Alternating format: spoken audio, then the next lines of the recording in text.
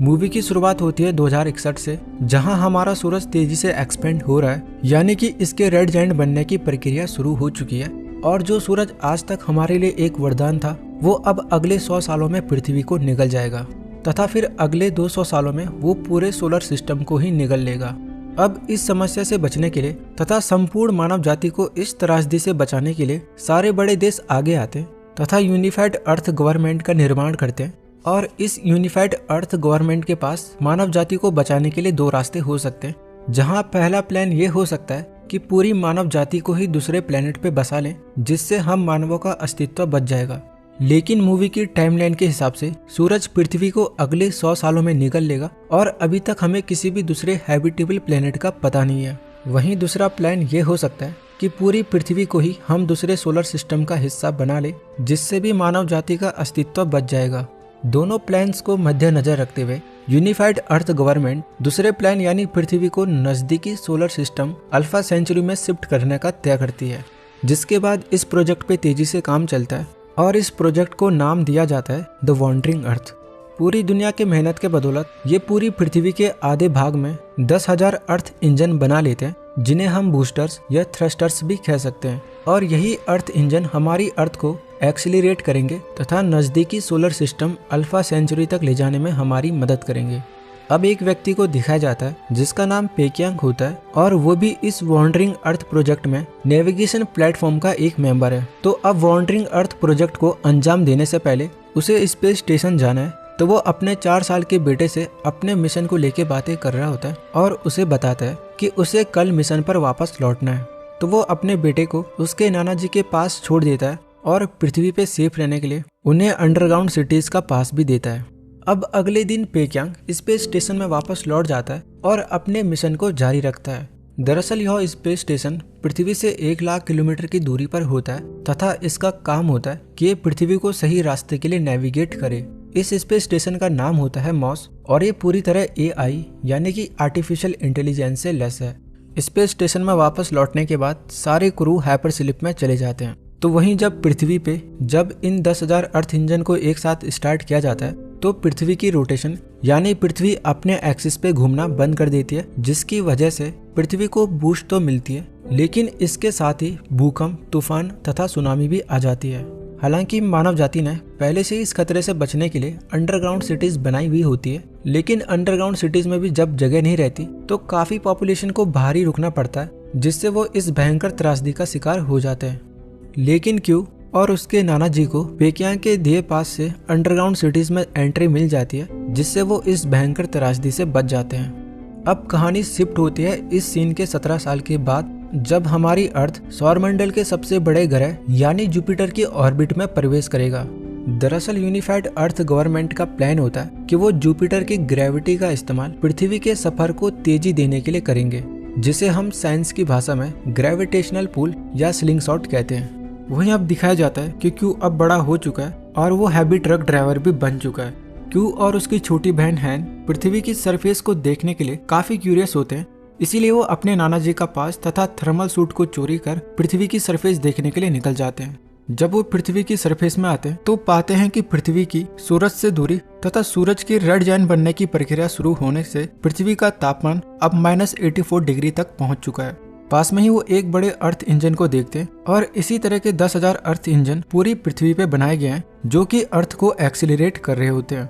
Q और उसकी बहन हैन नाना जी के चुराए गए पास से व्हीकल भी चुराने में कामयाब हो जाते हैं और पृथ्वी को एक्सप्लोर करने लगते हैं। लेकिन उनकी ये फ्रीडम राइड ज्यादा दूर तक नहीं चलती तथा फेक पास यूज करने के जुर्म में इन दोनों को जेल में डाल दिया जाता है, जिसके बाद इनके नाना जी इनको छुड़ाने आते हैं और वो पुलिस को घूस देने लगते हैं, जिससे पुलिस उन्हें भी जेल में डाल देती है। यहीं पे उन्हें टिम नाम का एक और लड़का मिलता है, जो कि पहले से ही जेल में था।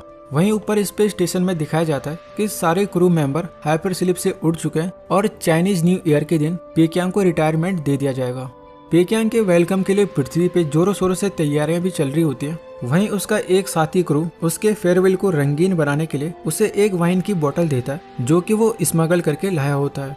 लेकिन चूंकि अभी पेकियांग सर्विस में ही होता है तो वो उसे मना कर देता है, जिसके बाद उसका साथी वाइन की बोतल उसके स्पेस सूट में रख देता है। सब कुछ सही चल ही रहा होता है, लेकिन तभी हमारी अर्थ जुपिटर की इंटेंस ग्रेविटी में खिंचने लगती है। साथ ही जुपिटर की ग्रेविटी के कारण हमारे कई अर्थ इंजन में टेक्निकल फॉल्ट आ जाता है, जिससे हमारा एक मेन टॉर्क इंजन भी काम करना बंद कर देता है और कुल मिलाकर हमारे 4771 अर्थ इंजन काम करना बंद कर देते हैं। और अब अगले 37 घंटों में हमारी अर्थ जुपिटर से टकरा जाएगी।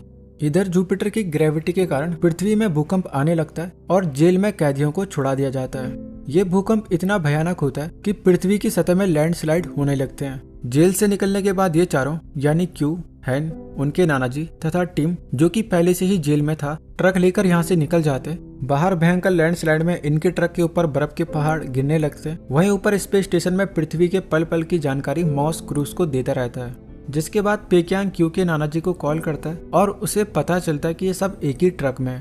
पेक्यांग उन्हें पास में एक सेफ जगह बताता है और जब वो उस सेफ जगह को जा रहे होते हैं तो रास्ते में ही उन्हें कुछ मिलिट्री पर्सनल्स मिलते हैं जो इनसे मदद की मांग करते हैं कि वो लाइटर कोर को 01 अर्थ इंजन तक ले जाने में इनकी सहायता करे।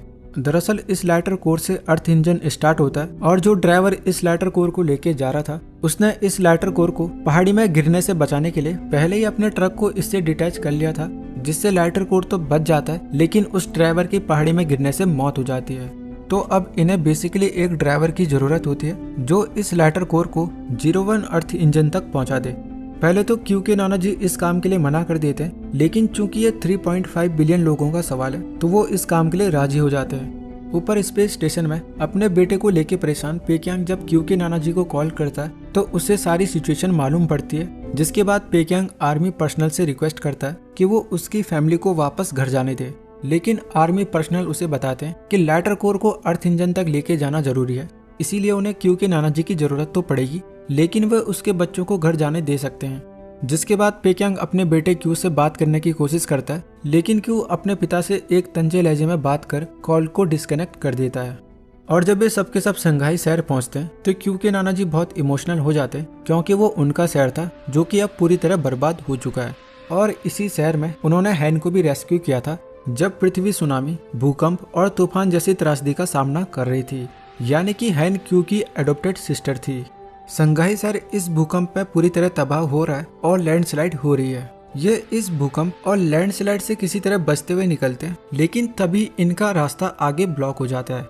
अब चूंकि जुपिटर पृथ्वी के एटमॉस्फेयर को भी अपनी ग्रेविटी में खींच रहा है तो कोई भी हवाई यात्रा अब पॉसिबल नहीं हो पाती। इसी वजह से इनके ऊपर एक एरोप्लेन क्रैश हो जाता है, जिसके बाद इनके ट्रक के ऊपर बर्फ के पहाड़ टुकड़ों में गिरने लगता है। दरअसल संघाई शहर में ये जो बड़े बड़े बर्फ के पहाड़ हैं वो दरअसल सुनामी की लहर थी जो कि पृथ्वी के घटते टेम्परेचर की वजह से जम गई है। अपनी जान बचाने के लिए ये ट्रक से बाहर निकल जाते हैं और सामने एक बिल्डिंग में घुस जाते हैं।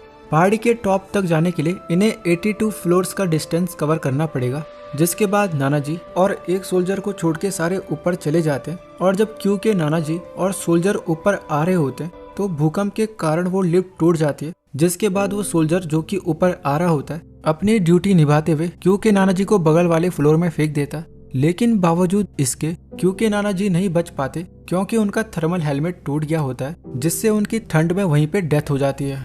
अब क्यू और हैन अपनी नाना जी के मौत का जिम्मेदार कैप्टन को ठहराते, क्योंकि उसके नाना जी सिर्फ कुछ ही फ्लोर नीचे थे, फिर भी वो उन्हें बचाने नहीं गया, जिस वजह से क्यू कैप्टन पे काफी गुस्सा हो जाता है और हैन और टीम के साथ वापस घर के लिए निकल पड़ता है। वहीं ऊपर स्पेस स्टेशन प्लेटफॉर्म में मॉस सब क्रू को वापस हाइपर स्लीप में जाने के लिए कहता है, क्योंकि स्पेस स्टेशन अभी लो एनर्जी पे चल रहा होता है और ना चाहते हुए भी मॉस पेक्यांग को जबरदस्ती डीप स्लीप में सुला देता है। इधर नीचे क्यू, हैन और टॉम को पास में एक क्रैश हुआ एरोप्लेन दिखता है और उसके पास ही उन्हें एक और ट्रक दिखता है। और जब वो उस ट्रक को एक्सप्लोर करते हैं तो उन्हें अंदर एक इंजर्ड साइंटिस्ट दिखता है जो कि काफी डरा हुआ होता है, और इस साइंटिस्ट का नाम होता है ली, जो कि प्लेन क्रैश होने से यहाँ पे फंस जाता है। दरअसल ये लाइटर कोर को इक्वेटर के पास टॉर्क इंजन के लिए लेके जा रहे थे ताकि ये उसे स्टार्ट कर सके, लेकिन जुपिटर की ग्रेविटी के कारण पृथ्वी अपना एटमॉस्फेयर खो रही है, जिस वजह से इनका प्लेन क्रैश हो गया था। तो अब क्यू के पास अपने नाना जी का पास होता है, जिससे वो इस ट्रक को ऑपरेट कर सकता है और इस लाइटर कोर को इक्वेटर के पास टॉर्क इंजन तक पहुंचा सकता है, जिससे वो उसे फिर से स्टार्ट कर सकते हैं। तो वहीं दूसरी तरफ दिखाया जाता है कि कैप्टन और उसके साथियों को उस लाइटर कोर को खींचने में काफी कठिनाई हो रही है, जिस वजह से बाकी साथी घर जाने की जिद करते हैं लेकिन ये पूरी मानव जाति का सवाल होता है तो कैप्टन घर जाने के लिए मना कर देता है, जिसके बाद एक फीमेल सोल्जर उस लैटर कोर को गन से उड़ा देती है। दरअसल अब किसी को उम्मीद ही नहीं होती कि पृथ्वी को बचाया जा सकता है, क्योंकि अब पृथ्वी पूरे तरीके से जुपिटर की ग्रेविटी में है। कैप्टन और उसके साथी भी वापस घर की ओर आ रहे होते, लेकिन तभी क्यों वहाँ पे ट्रक लेके आ जाता है और उन्हें अपने साथ इक्वेटर पे चलने को कहता है। और जब कैप्टन को पता चलता है कि इनके पास लैटर कोर है तो वो उनके साथ चलने के लिए राजी हो जाता है। वहीं ऊपर स्पेस स्टेशन में पेक्यांग हाइपर स्लिप से उठ जाता है और तुरंत मॉस का सिस्टम चेक करता है, और चेक करने पे वो पाता है कि ये स्पेस स्टेशन पृथ्वी को छोड़ अपने रास्ते निकल रहा है। चूंकि ये स्पेस स्टेशन मॉस एआई से चलता है और अभी वो लो एनर्जी पे चल रहा है, तो मॉस पेक्यांग के साथी मैकारोव को भी उठा देता है ताकि वो पेक्यांग की इलीगल गतिविधि को रोक पाए। लेकिन पेक्यांग के बताने पर उसका साथी भी जान जाता है कि मॉस पृथ्वी को धोखा दे रहा है, जिसके बाद पेक्यांग और उसका रशियन मेट मैकारोव स्पेस स्टेशन के सेंट्रल कंट्रोल मोड में जाने का प्लान बनाते हैं ताकि वो मॉस के सिस्टम को ओवरराइड कर पाए। लेकिन स्पेस स्टेशन में कंट्रोल मोड ऊपर की तरफ होता है, तो इन्हें बाहर निकलकर वहां तक पहुंचना होगा। स्पेस सूट से कवर जब ये कंट्रोल रूम में जाने की कोशिश कर रहे होते हैं तो मॉस इनकी इलीगल एक्टिविटी को रोकने के लिए इन पे हमला कर देता है। हालांकि मॉस के ऐसा करने के पीछे भी एक रीजन होता है, जो कि आपको कुछ ही देर में पता चल जाएगा। स्पेस स्टेशन मॉस इन पे लगातार हमला कर रहा होता है और इसी हमले में पेक्यांग का साथी मैकारोव मारा जाता है। वहीं इधर पृथ्वी में ये 10 घंटों के सफर के बाद फाइनली जब इक्वेटर के पास पहुंचते हैं तो पाते हैं कि इनसे पहले ही किसी और रेस्क्यू टीम ने लैटर कोर के सारे अर्थ इंजन शुरू कर दिए। वहीं ऊपर स्पेस स्टेशन में पेक्यांग हमले से बचते हुए कंट्रोल रूम में एंटर कर जाता है और मैनुअल राइट करने के लिए कमांड देता है, लेकिन मॉस उसे ओवरराइड नहीं करने देता तथा उसे बताता है कि मॉस कभी भी पृथ्वी से दूर नहीं जा रहा था, बल्कि वो यूईजी यानी कि यूनिफाइड अर्थ गवर्नमेंट के निर्देशानुसार ही काम कर रहा था। दोस्तों, अब आगे बढ़ने से पहले यूईजी के प्लान के बारे में जान लेते हैं। दरअसल यूईजी का प्रोटोकॉल ये होता है कि अगर पृथ्वी जुपिटर की ग्रेविटी में खींचने लगे या फिर पृथ्वी के इंजन काम करना बंद कर दे, तो तब इंटरनेशनल प्लेटफॉर्म यानी मॉस की प्राथमिकता यही रहेगी कि वो पृथ्वी को नेविगेट ना कर किसी दूसरे हैबिटेबल प्लेनेट की खोज करेगा, क्योंकि यूईजी ने ह्यूमन एम्ब्रायोज, सीड्स और एनिमल्स के डीएनए पहले ही मॉस में रखे होते हैं, ताकि अगर हमारी अर्थ जुपिटर की ग्रेविटी से ना बच पाए तो मॉस किसी दूसरे हैबिटेबल प्लेनेट पे इन सबको पहुंचा दे, जिससे हम मनुष्य जाति का पृथ्वी पे तो अंत हो जाएगा, लेकिन उस हैबिटेबल प्लेनेट पे मानव जाति का अस्तित्व बचा रहेगा। ये सब जानने के बाद पेक्यांग को धक्का लगता है और उसे कुछ सोचता नहीं है कि वो अपने बेटे को कैसे बचाए। वहीं इधर पृथ्वी के सारे इंजन फिर से शुरू हो जाते हैं, लेकिन इसके बावजूद भी हमारी अर्थ जुपिटर की ग्रेविटी में गिर रही है। ली, जो कि एक साइंटिस्ट होता है, इन सबको बताता है कि अब पृथ्वी का बचना नामुमकिन है। वहीं ऊपर स्पेस स्टेशन में सारे क्रू मेंबर्स को भी ये लग जाता है कि अब हमारी पृथ्वी नहीं बचेगी, इसीलिए कुछ क्रू मेंबर स्पेस स्टेशन को छोड़ वापस पृथ्वी पे आ जाते हैं ताकि वो अपने अंतिम पल अपने परिवार के साथ बिता सके। वहीं अब मॉस पृथ्वी पे अनाउंसमेंट करता है कि हमारा the wandering earth project fail हो गया है और अब अर्थ के इस प्रोजेक्ट का नाम हेलियोस प्रोजेक्ट होगा, जिसका टारगेट किसी हैबिटेबल ग्रह पे ह्यूमन एम्ब्रायोज, एनिमल्स डीएनए और सीड्स को पहुंचाना होगा। मॉस सारे पृथ्वीवासियों को उनकी एकजुटता के लिए धन्यवाद देता है और सारे पृथ्वीवासियों को जानकारी देता है कि अगले 7 दिन में हमारी पृथ्वी जुपिटर से टकरा जाएगी, जिसके साथ ही मानव जाति का अंत भी हो जाएगा। लेकिन इससे पहले मानव जाति एक दिन में ही ऑक्सीजन की कमी के कारण मर जाएगी, क्योंकि जुपिटर हमारी अर्थ के सारे एटमॉस्फेयर को सोख रहा है। ये न्यूज सुन पूरी पृथ्वी में मातम मच जाता है और इधर कैप्टन के लोग भी अपने अंतिम पल अपने परिवार के साथ बिताना चाहते हैं। इधर पेक्यांग भी एक अंतिम बार अपने बेटे से बात करना चाहता है, लेकिन कॉल नहीं लगता। लेकिन क्यों एकटक होके जुपिटर को देख रहा होता है और उसे बचपन में बताई गई अपने पिता की एक बात याद आती है कि जुपिटर 90% हाइड्रोजन से मिलके बना हुआ है, और तभी उसके दिमाग में एक प्लान हिट कर जाता है। दरअसल जुपिटर ने हमारी अर्थ से 3 लाख गैलन से भी ज्यादा ऑक्सीजन सोख ली होती है, और अगर ये अर्थ के सुलावेसी इंजन को स्टार्ट कर दे और अगर उस सुलावेसी इंजन की फ्लेम जुपिटर तक पहुंच गई तो फिर जुपिटर की हाइड्रोजन इग्नाइट होगी, जिसके बाद जुपिटर पे एक बहुत बड़ा विस्फोट होगा और एक बहुत ही स्ट्रॉन्ग वेव जनरेट होगी, और यही वेव पृथ्वी को जुपिटर की ग्रेविटी से बाहर धकेलेगी। अपना प्लान साइंटिस्ट ली को बताने के बाद वो भी इसके लिए राजी हो जाता है और अब इनका प्लान होता है कि ये पहले पृथ्वी के मेन इंजन्स को बंद करेंगे तथा उसके बाद पूरी अर्थ पे एक कंबाइंड इग्निशन प्रोग्राम लॉन्च करेंगे। लेकिन जो प्रॉब्लम यहाँ पे होती है वो ये होती है कि अगर इन्होंने मेन इंजन को बंद किया तो फिर इन्हें उसे मैन्युअली ही ऑन करना पड़ेगा, जिसके लिए काफी मैन पावर की जरूरत पड़ेगी। लेकिन फिर भी ये अपनी टीम को 3 पार्ट्स में डिवाइड कर देते हैं, जहाँ पहले टिम और क्यू का काम ये होगा कि वो लैटर कोर को मेन इंजन में डालेंगे। वहीं दूसरी टीम कैप्टन की होती है जो उस इंजन की पिन को पुश करेंगे जिससे कि इंजन स्टार्ट होगा। तो वहीं तीसरी टीम साइंटिस्ट की होती है जो पूरे प्रोग्राम को रिसेट कर इग्निशन का नया प्रोग्राम लॉन्च करेंगे। वहीं अकेली हैन जो कि छोटी बच्ची होती है उसे सिर्फ कम्युनिकेशन का काम दिया जाता है जिससे वो स्पेस स्टेशन से कम्युनिकेट कर सकती है। अब सब अपने काम पे जुट जाते हैं, लेकिन इन्हें कई दिक्कतों का सामना करना पड़ता है, जैसे कि साइंटिस्ट का प्रोग्राम 99 पे अटक जाता है। ऊपर से इतने बड़े मेन इंजन की पिन भी बड़ी होती है जिससे यहाँ पे मैन पावर कम पड़ने लगती है। तो वहीं क्यू और टीम लाइटर कोर को मेन इंजन में डाल तो देते हैं, लेकिन बीच में ही लॉक की वजह से क्यू अपनी जान पे खेलकर लॉक को खोलने चले जाता है। इधर हैन ये देख काफी फ्रस्ट्रेट हो जाती है और स्पेस स्टेशन में कॉल करती है। हैन पेक्यांग को अपना प्लान बताती है कि कैसे वो इग्निशन का प्रोग्राम लॉन्च करेंगे तथा जुपिटर के हाइड्रोजन को इग्नाइट करेंगे, जिसके बाद एक स्ट्रॉन्ग वेव जनरेट होगी और वो पृथ्वी को सोलर सिस्टम से बाहर जाने में मदद करेगी।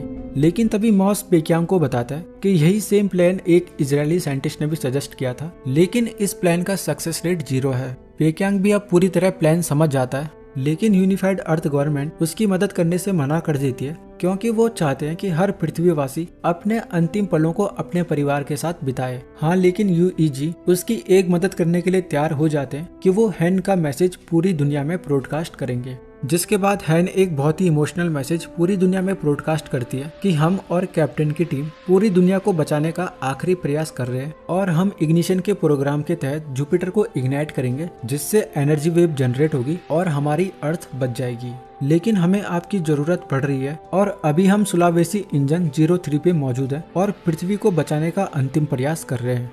और इसी मैसेज के साथ हैन अपना ब्रॉडकास्ट खत्म करती है। छोटी बच्ची द्वारा इतना इमोशनल मैसेज सुनने के बाद सारे देशों की रेस्क्यू यूनिट जो कि हिम्मत हार के घर जा रहे थे वापस से इनकी मदद के लिए आ जाते हैं। तब तक जैसे तैसे क्यू लॉक को भी खोल देता है और बाकी देशों की रेस्क्यू यूनिट भी इनके साथ यहाँ पे मदद करने के लिए आ जाती है और वो पिन को साथ में पुश करने में इनकी मदद करते हैं। इधर साइंटिस्ट का भी प्रोग्राम चालू हो जाता है, जिसके बाद मेन इंजन चालू हो जाता है और सारे पृथ्वीवासियों में खुशी की लहर दौड़ पड़ती है। अब इंजन से रेड फ्लेम बहुत दूर तक तो जा रही होती है, लेकिन अभी भी उसे जुपिटर तक पहुंचने में 5000 किलोमीटर की कमी पड़ रही है। अब ये सब फिर से निराश हो जाते हैं क्योंकि इनका आखिरी प्लान भी फेल हो गया है और अगले 7 घंटे में जुपिटर पूरी अर्थ के एटमॉस्फेयर को निगल लेगा। वहीं ऊपर पेक्यांग स्पेस के फ्यूल को चेक करता है तो पाता है कि अभी 30,000 लीटर फ्यूल बचा हुआ है और उसी के पास पृथ्वी को बचाने का एक अंतिम मौका है। उसका प्लान होता है कि वो स्पेस स्टेशन को जुपिटर से टकराएगा, जिसके बाद हाइड्रोजन इग्नाइट होगी और फिर वेव जनरेट होने से पृथ्वी बच जाएगी।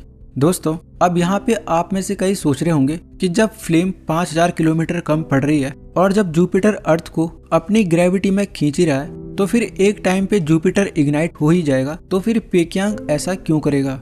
तो दोस्तों, यहाँ पे इसके 2 कारण होते हैं। पहला रीजन ये है कि जब तक हम 5000 किलोमीटर की दूरी को कवर करेंगे तब तक जुपिटर हमारी पृथ्वी की पूरी ऑक्सीजन सोख लेगा, तो हम ऐसे ही मर जाएंगे। और दूसरा रीजन ये है कि अगर थोड़ी सी भी मात्रा में पृथ्वी पे ऑक्सीजन बच गई तो फिर जो स्ट्रॉन्ग वेव जनरेट होगी वो पृथ्वी पे जीवन का नामो निशान मिटा देगी। तो बेहतर यही है कि जितनी दूर से हाइड्रोजन इग्नाइट हो सके उतनी ही दूर से हाइड्रोजन को इग्नाइट करे। अब पेक्यांग मॉस के सिस्टम को ओवरराइड करने की कोशिश करता है, तो फिर एक बार मॉस उसे ऐसा करने से रोकता है क्योंकि मॉस ने अब नया प्रोजेक्ट हेलियोस शुरू कर दिया था और हेलियोस प्रोजेक्ट का मिशन हैबिटेबल प्लेनेट को ढूंढना था, ना कि पृथ्वीवासियों की मदद करना। लेकिन फिर पेक्यांग अपने रशियन मेड द्वारा दी गई शराब की बोतल उस पे मारता है, जिससे मॉस के सिस्टम में आग लग जाती है और पेक्यांग मॉस को ओवरराइड कर जुपिटर की तरफ निकल पड़ता है। इसी बीच उसे अपने बेटे क्यू का ख्याल आता है और उसे कॉल करता है और अपने प्लान के बारे में बताता है। क्यू पेक्यांग को ऐसा करने के लिए सख्त मना करता है, लेकिन अब पृथ्वी को बचाने का एकमात्र रास्ता यही है। तो फिर पेक्यांग अपने बेटे क्यू को आखिरी बार गुड बाय करता है और कुछ समय बाद पेक्यांग जुपिटर में एंटर कर जाता है और एंटर करने के बाद ही एक बहुत बड़ा विस्फोट होता है और जुपिटर की हाइड्रोजन इग्नाइट होने लगती है, जिसे हम अर्थ से भी देख सकते थे। जिसके बाद एक एनर्जी वेव जनरेट होती है और हमारी अर्थ को बाहर की तरफ अपोजिट डायरेक्शन में पुश करती है। हालांकि एनर्जी वेव से पृथ्वी पे बहुत बड़ी तबाही आती है, लेकिन अंडरग्राउंड सिटीज सेफ रहती है और पृथ्वी इतने बड़े खतरे से निकल अपने सही रास्ते निकल रही होती है। और मूवी के अंत में दिखाया जाता है कि पृथ्वीवासी अंडरग्राउंड सिटीज में हंसी खुशी रह रहे हैं और पृथ्वी अभी भी अपना सफर तय कर रही है। और पृथ्वी का ये सफर पूरा 4.2 लाइट ईयर का होता है। साथ ही क्यू अब एक जूनियर ड्राइवर बन चुका है और उसे सब रिस्पेक्ट की नजरों से देख रहे होते हैं। और यहीं पे कहानी का अंत होता है।